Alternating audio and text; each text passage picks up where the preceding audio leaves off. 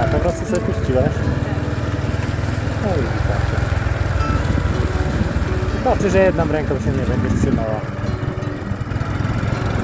Witajcie w kolejnym odcinku naszej podróży kamperem. Jesteśmy w samym sercu kantonu Valais. Po zdobyciu Via Ferrata du Belvedere zamieniamy nasz dom na kółkach na skuter, by dotrzeć do miejsc, gdzie czas jakby się zatrzymał.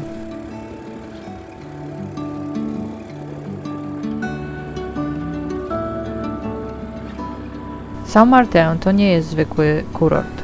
To autentyczna wioska, która do dziś pielęgnuje tradycje pasterskie. Czy wiedzieliście, że to tutaj odbywają się słynne walki krów rasy Herę o tytuł Królowej Alp? Ale spokojnie, te krowy walczą naturalnie, bez ingerencji ludzi, ustalając hierarchię w stadzie. Spacerując przez wąskie uliczki Saint-Martin, mijamy tradycyjne modrzewiowe domy i wspólnotowe piece chlebowe, w których mieszkańcy kilka razy w roku wspólnie pieką chleb według receptur sprzed wieków.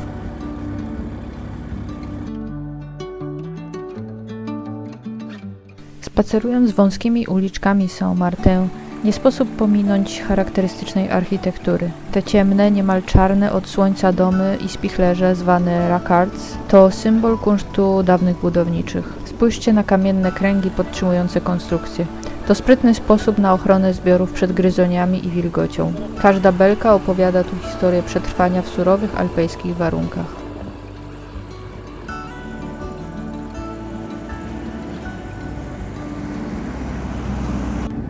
Co nas najbardziej uderzyło w Saint-Martin, to ta cudowna cisza. Zapraszamy Was na ASMR w Saint-Martin.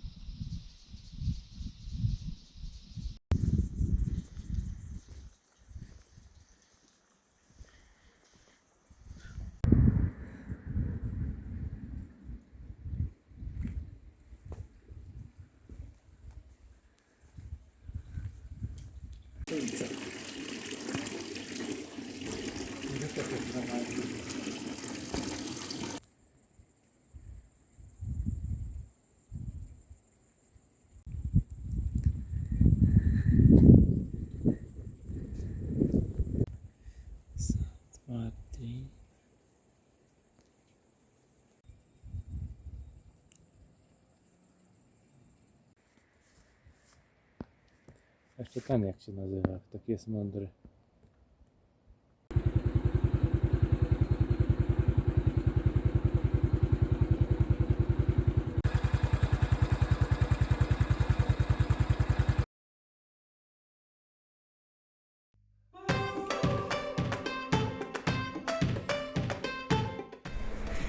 Ferratek dzień drugi, tak?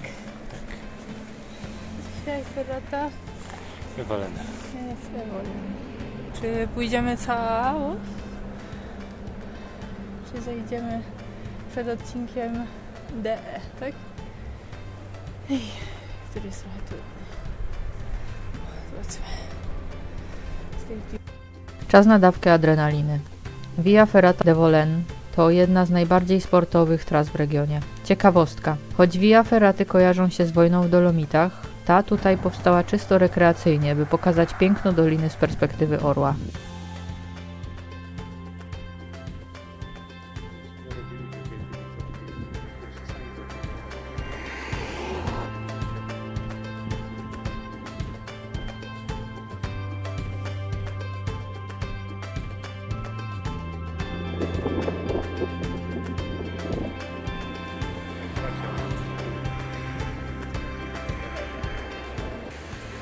Wydaje mi się, że taki boom na feraty to właśnie po pierwszej wojnie światowej.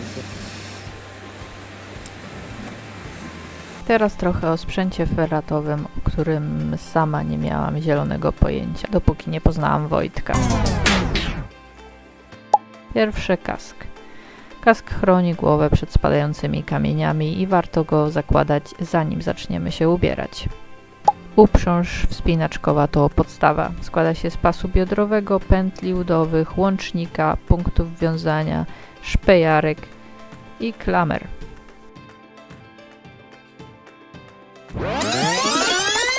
Pas biodrowy uprzęży musi znajdować się nad kośćmi biodrowymi w talii, żeby w razie upadku nie wysunąć się z niej do góry nogami. Pętle udowe nie powinny być za ciasne, powinno móc się włożyć pod nie dłoń, ale też nie za luźne, aby zapewnić stabilność. W łącznik zawsze wpinamy lążę ferratową. Szpejarki to takie małe pętle usztywniane po bokach. Są one przeznaczone do wieszania zapasowego sprzętu, np. taśmy spoczynkowej. Żadna klamra i pasek nie powinny być skręcone, należy na to zwrócić uwagę.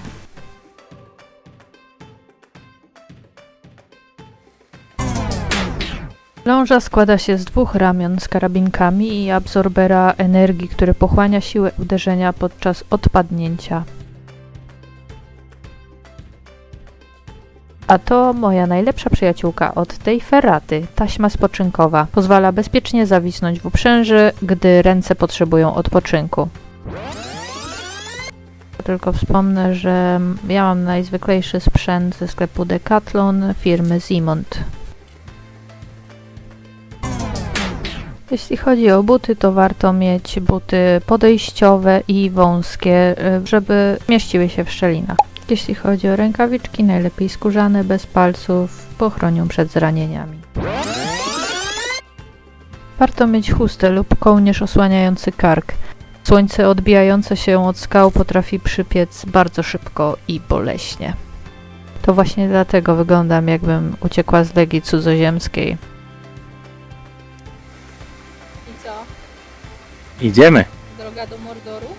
Tak jest. Przez doliny Sirip-Ungol? Tak jak mówisz.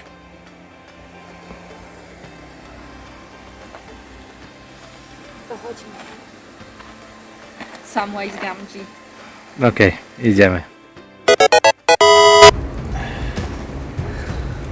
No jak tam, Wojtuś? Bardzo miło, bardzo sympatycznie, ale cały czas ostro do góry.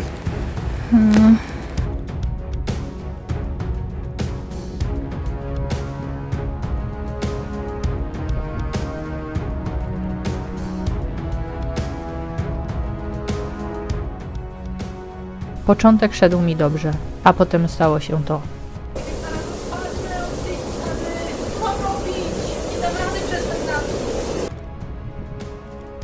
Wojtek zdążył tylko krzyknąć: wepnij taśmę.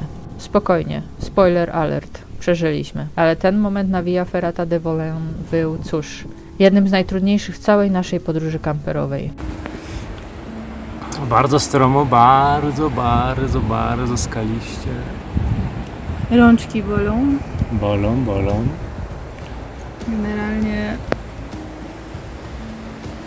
jeszcze ten odcineczek. O, jeszcze troszeczkę metrów do góry. Ale będzie już tylko łatwiej. Przynajmniej naszą trasą. Mój odważny skaucik. Trochę był obsrany.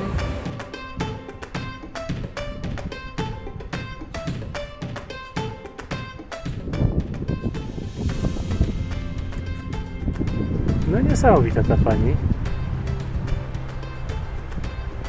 Stamtąd przyszła. Już prawie jest na szczycie. Jeszcze tylko kawałek. To pionowy, trudny odcinek D. Paliłam mięśnie ramion już na samym początku na tym przewieszeniu. Dlaczego? Bo popełniłam klasyczny błąd. Bałam się zaufać taśmie stanowiskowej. Zamiast na niej odpocząć, trzymałam się ściany czystą siłą rąk. To była lekcja pokory, która mogła mnie drogo kosztować.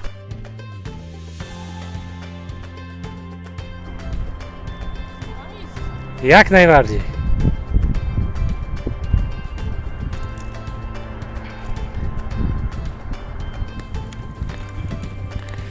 Ta waleczna kobieta wczoraj zrobiła swoją pierwszą ferratę w życiu i to od razu było CD. Dzień później postanowiła zdobyć ferratę o trudności D i to było bardzo zasłużone. Bardzo zasłużone E. For fuck's sake, co to było? To był poligon szwajcarskiej armii. A moje kochanie jest jak prawdziwy pocisk, bo zestrzeliła na drugiej ferracie trudność D. Za co serdecznie gratulujemy. Brawo, jestem się dumny.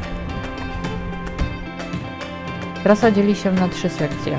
Pierwsza, K3, to rozgrzewka, ale prawdziwe wyzwanie zaczyna się w sekcji Grand Mur. To pionowa, a momentami przewieszona ściana o trudności K4, K5, DE. Jeśli bolą Was przedramiona, to znak, że jesteście w dobrym miejscu. Kluczowym punktem jest metalowa drabina i trawers nad przepaścią, który oferuje obłędny widok na lodowce Vortalia.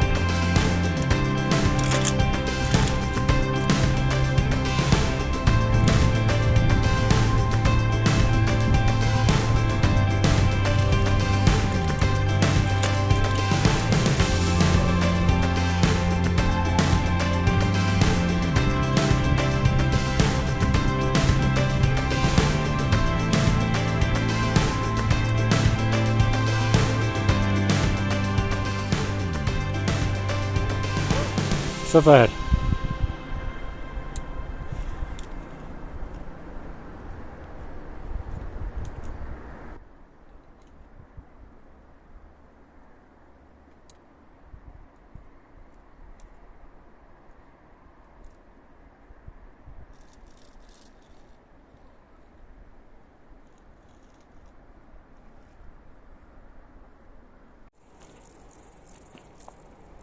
Po takim wysiłku powrót do kampera smakuje najlepiej. Saint-Martin i Evolen pokazały nam 2 oblicza Szwajcarii. To spokojne, tradycyjne i to surowe, skaliste. Jeśli planujecie tu przyjechać, weźcie skuter. Daje wolność, jakiej nie poczujecie w aucie.